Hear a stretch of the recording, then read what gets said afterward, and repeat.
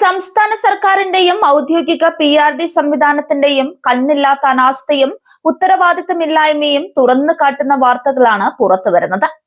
കേരളത്തിന്റെ അഭിമാന പദ്ധതിയായ വിഴിഞ്ഞം തുറമുഖത്തിന്റെ എക്സിംഗ് പ്രവർത്തനങ്ങളുടെ ഉദ്ഘാടന വിവരങ്ങൾ ജനങ്ങളിലേക്ക് എത്തിക്കേണ്ട PRD സ്വന്തം സംസ്ഥാനത്തെ മുഖ്യമന്ത്രി ആരാണെന്ന് പോലും തിരിച്ചറിയാനാവാത്ത വിധം അന്ധതയിലാണോ എന്ന് സംശയിക്കേണ്ടിയിരിക്കുന്നു.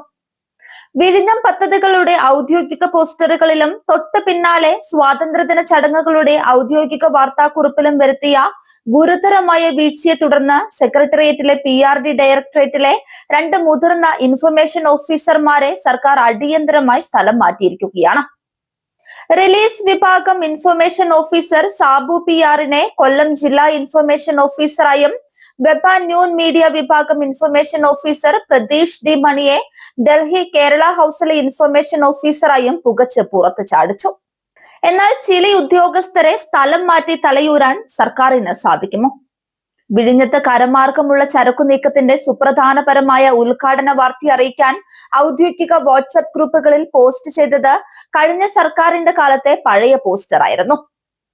വിഴിഞ്ഞം പദ്ധതിയുടെ പോസ്റ്ററിൽ നിലവിലെ മുഖ്യമന്ത്രിക്ക് പകരം മുൻ മുഖ്യമന്ത്രി പിണറായി വിജയന്റെ പേരും ചിത്രവും വെച്ചാണ് സാബു PR പോസ്റ്റർ ഇറക്കിയത്.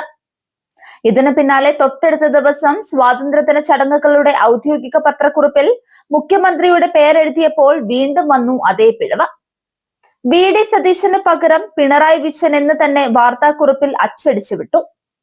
ജനങ്ങളുടെ നികുതി പണം വാങ്ങി ഭരണം നടത്തുന്നവർക്ക് സ്വന്തം ഭരണത്തലവൻ ആരാണെന്ന് പോലും നിശ്ചയമില്ല.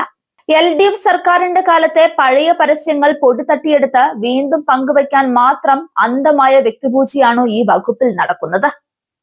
ഭരണ സംവിധാനം എത്രത്തോളം ജീർണിച്ചു എന്നതിന്റെയും കൃത്യമായ ഏകോപനമില്ലാതെ PRD അടക്കമുള്ള സുപ്രധാന വകുപ്പുകൾ എങ്ങോട്ടാണ് പോകുന്നതെന്നതിന്റെയും കനത്ത തെളിവാണ് ഈ സംഭവം.